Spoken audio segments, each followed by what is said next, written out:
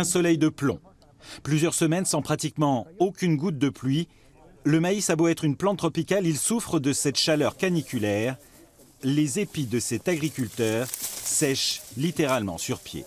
Donc ça, c'est des maïs qui, théoriquement, devraient faire 2,50 m de haut. Et à cette heure-ci, on a un pseudo-épi. Alors la grande question pour les agriculteurs, c'est de savoir quand récolter. Il y a urgence, sous peine de perdre encore plus. À partir du moment où cette feuille qui est à côté de l'épi, elle commence à flétrir, la plante ne peut plus se régénérer, elle ne peut plus repartir en fonctionnement suffisamment et elle va pomper sur ses réserves. Donc là, on est bien sur de l'urgence. Il faut qu'on prenne la décision d'ensiler des maïs qui, à un moment donné, j'ai la feuille sèche au niveau de l'épi.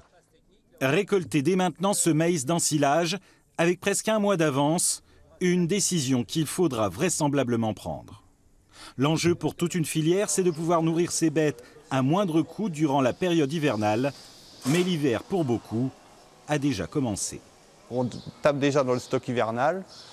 Et le phénomène va s'amplifier parce que du coup, s'il ne pleut pas, il n'y aura pas de repousse de l'herbe. Donc si on commence à nourrir maintenant, on commence à nourrir, on est parti pour nourrir tous les jours si on ne veut pas que les animaux souffrent. Il va falloir recomplémenter nos fourrages de moins bonne qualité avec des matières premières extérieures. Je pense au colza, je pense au soja.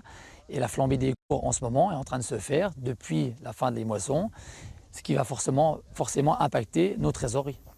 Selon les parcelles, les rendements pourraient être de 30 à 50% inférieurs à une récolte normale.